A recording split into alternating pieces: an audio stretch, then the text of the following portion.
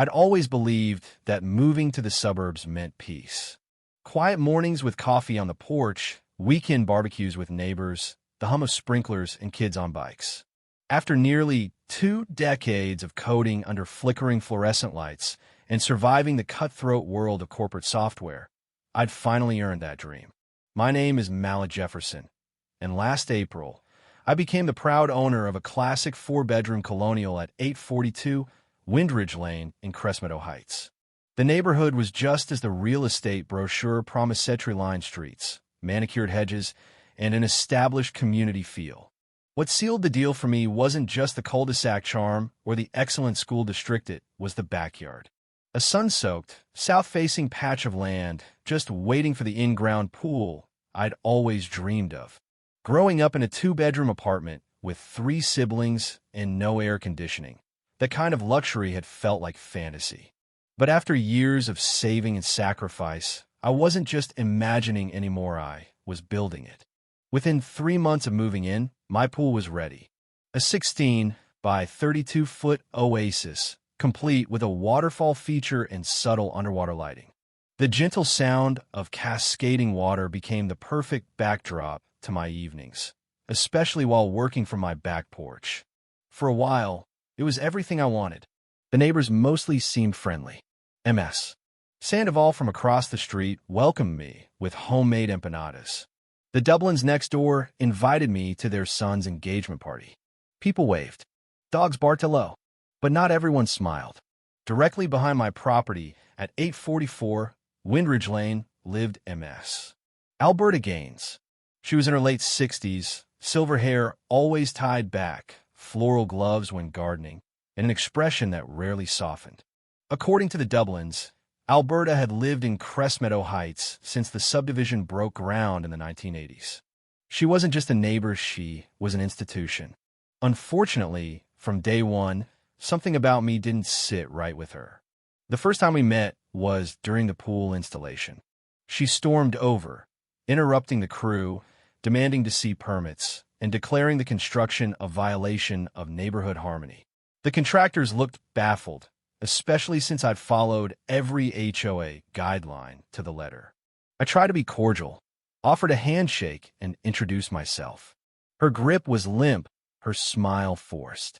"This used to be such a nice, quiet street," she said, eyes narrowing slightly. "I hope you understand that Crestmeadow has standards.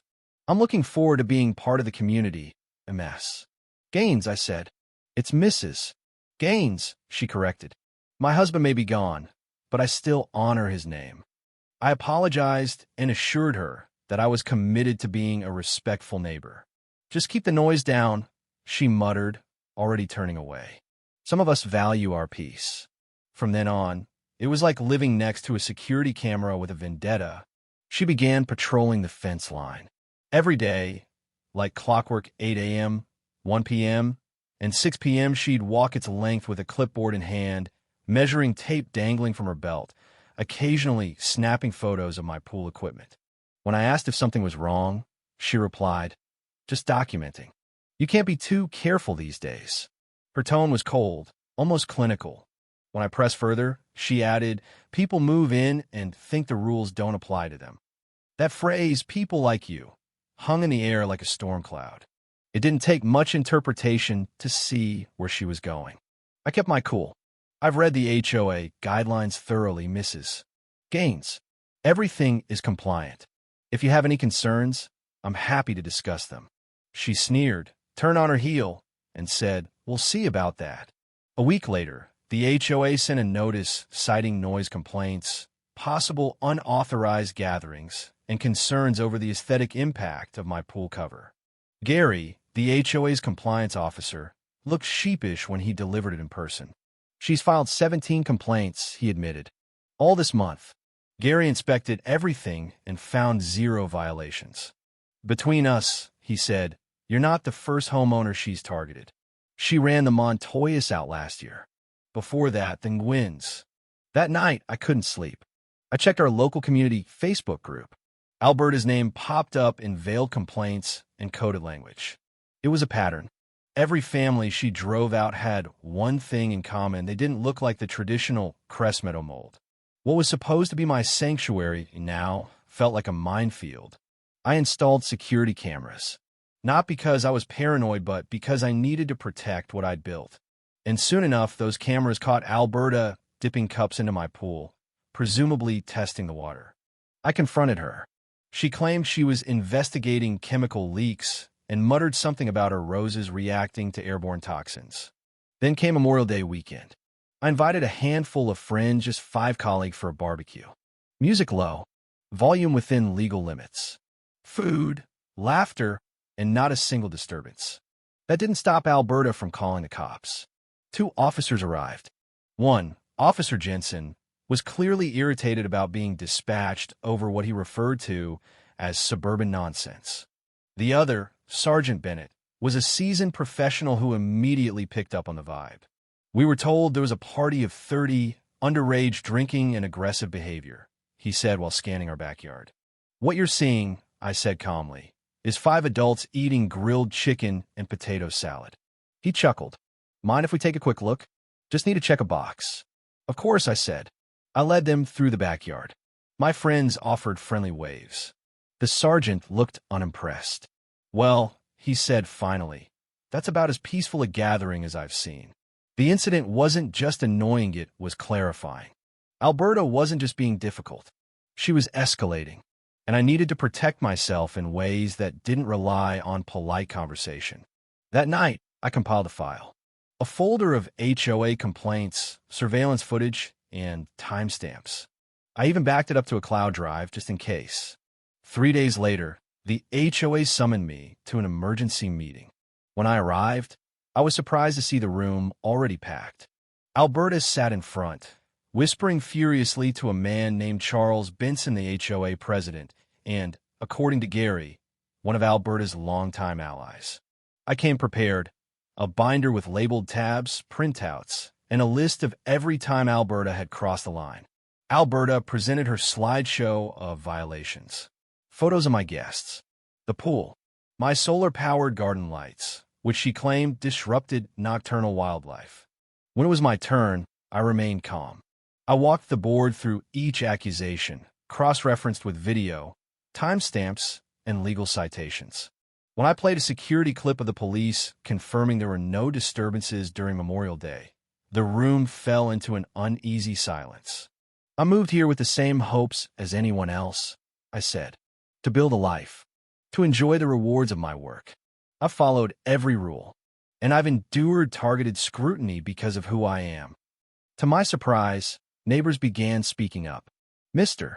Patel shared how Alberta accused his son of vandalism for dribbling a basketball too loudly. Ms.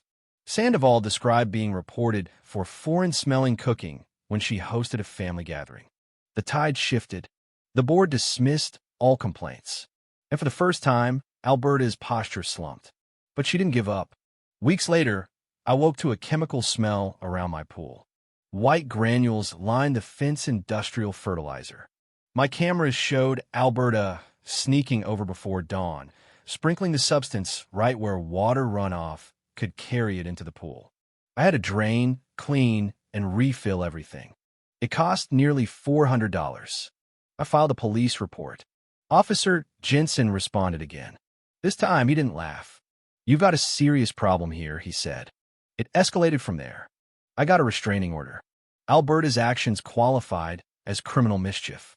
Her behavior was now legally considered harassment. But even then, she didn't stop. She called the health department with fake complaints. Called animal control, claiming I had unlicensed pets. Each time, the inspections cleared my butt, the message was clear. She wouldn't stop until I left. So I did the only thing left. I sued her. With the help of my friend, Kamalian attorney, I filed for harassment, defamation, and intentional infliction of emotional distress. I wasn't after money, just peace, and a court order to finally make it stop. Alberta's world shrank fast. With the restraining order in place, she couldn't patrol the fence. Her influence in the HOA diminished. Neighbors avoided her. Even Mr. Benson resigned. But what finally ended things was far less dramatic than any of us expected. Her son, Richard Gaines, flew in from out of state. He was a psychologist. After reviewing the footage and speaking to her doctors, he arranged for her to be moved to a care facility. She was diagnosed with early-stage dementia, compounded by paranoia and a fixation on maintaining control. He came to my door with a settlement check and a formal apology. "My mother was sick," he said, "but that doesn't excuse what she put you through." We talked for over an hour. I accepted the settlement, dropped the suit, and agreed not to press further charges if she left peacefully. She did, and slowly, the neighborhood changed. People who'd kept quiet finally opened up. Mrs. Sandoval joined the HOA board. I hosted swimming lessons for neighborhood kids. A new family moved into Alberta's old Homean interracial couple with twin girls. They planted sunflowers and tore down the privacy hedge. A year later, I hosted another barbecue, this time with open invites. Everyone came. No sirens, no suspicion, just laughter, the scent of charcoal, and a splash of kids jumping into clear, welcoming water. That fence, once a battleground, now had a mural, a group project by the neighborhood children, supervised by MS. Sandoval, filled with colors, handprints, and the words, "Welcome home." And for the first time, I believed it. I was home,